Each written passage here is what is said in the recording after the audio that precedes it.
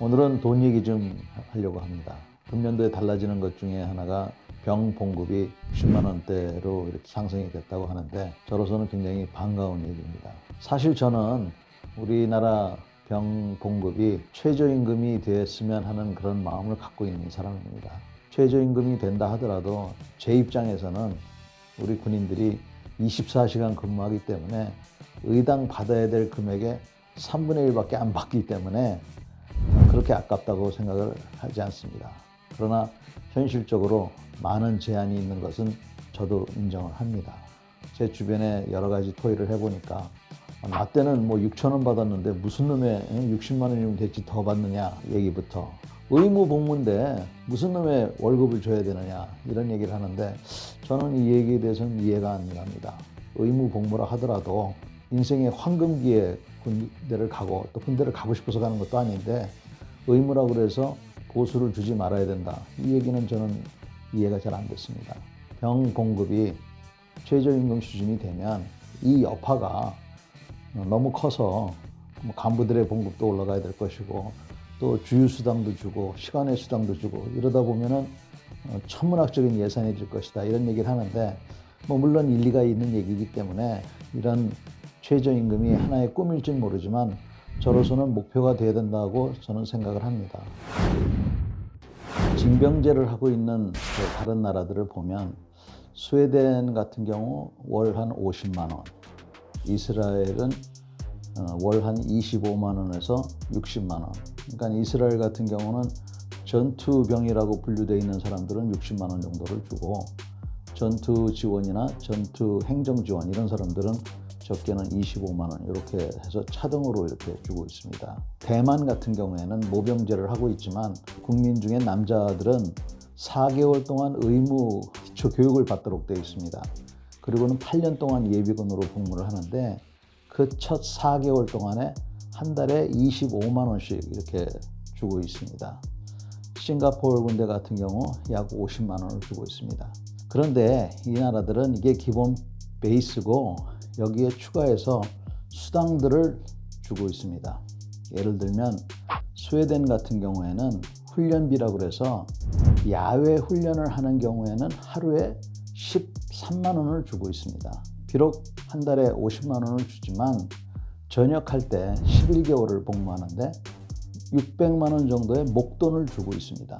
이스라엘 같은 경우도 봉급의 차이가 있지만 수당이 여러 수당이 이렇게 별도로 되어 있고 그 다음에 36개월 복무하고 나면은 목돈으로 1,600만 원 정도를 준다고 합니다. 다만 이 1,600만 원을 주거를 확보하거나 또는 학교 갈 때 등록금으로만 사용하도록 한답니다. 즉 해외여행을 가거나 이럴 때에는 쓰지 못하도록 그렇게 하고 있다고 합니다. 저는 우리나라도 이런 것들을 좀 본받아서 다음과 같은 거를 좀 고려해 보면 어떨까 하는 생각입니다. 우선 첫째, 우리도 훈련을 나가면 즉 야외 기동 훈련 같은 걸 나가면 하루에 5만 원 내지 10만 원을 줬으면 좋겠습니다. 왜냐하면 우리나라 군인들 중에서도 책상에 앉아서 근무하는 군인이 있고 또 실제로 이 추운 겨울에 훈련을 나가는 군인들도 있기 때문입니다. 그래서 야외 훈련을 하는 경우에는 하루에 5만 원 내지 10만 원, 저는 사실 10만 원 정도 줘야 된다고 생각하는데 이런 수당을 좀 주면 어떻겠느냐 하는 생각이 들고요. 또 그 대만 같은 경우에는 대부분이 직업군인이지만 자기 복무하는 데 따라서 수당을 굉장히 많이 주고 있습니다. 우리도 격오지 수당을 좀 현실화시켜서 마찬가지 지금 GP나 GOP, 기타 높은 산에 근무하는 레이더 병들 이런 사람들은 하루에 10만 원씩 왜 못 주는지 모르겠습니다. 해외 파병 갈 때 하고 똑같은 개념으로 GOP나 GP에 9개월, 2개월 근무하면 몇백만 원씩 그 돈으로 보상해주는 그런 군대의 제도를 한번 해야 되지 않겠느냐. 다른 어떤 최신식 무기보다도 이런 것들이 더 중요하지 않느냐. 그래야 어느 정도 형평성을 유지할 수 있지 않느냐 하는 생각을 갖고 있습니다. 돈이 많이 든다고 그러는데 설마 최첨단 무기만큼 돈이 많이 들겠습니까?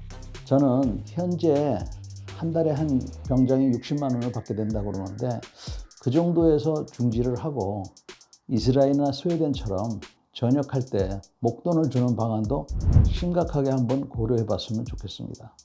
물론 저도 이와 같은 것을 당장 하자는 것은 아닙니다. 제가 보니까 이와 같이 훈련수당 또는 격오지수당 그리고 전역할 때 목돈을 주는 이런 제도를 다른 나라에서 실시하고 효과를 보는 것 같은데 우리도 이런 것들을 한번 검토해 보는 것이 필요하지 않을까 이런 생각을 합니다. 당장 현실성이 떨어진다 하더라도 우리가 이와 같은 논의를 하는 것은 모병제 관련해서도 영향이 있을 것 같고 또 사실은 간부들 봉급도 우리가 한번 따져봐야 됩니다. 많다고 생각하시는 분들도 많은데 우리 인접에 있는 일본이나 대만 이런 나라보다도 우리나라 간부들이 그렇게 많이 받는다고 보지 않습니다. 그러면 경제 규모를 봤을 때 이런 것들도 한번 검토해 볼 필요가 있지 않느냐 생각을 듭니다. 물론 간부들 특히 계급이 높으신 분들이 자기의 역할에 대해서 다시 한번 반성하고 이제 더 이상 국민들한테 욕먹을 그럴 일을 해서는 절대로 안 될 것 같습니다. 이제는 우리가 국민들한테 정말 봉사와 헌신의 자세로 그런 자세를 갖지 않으면 다음번에는 국민들로부터 날벼락을 맞을 것 같습니다.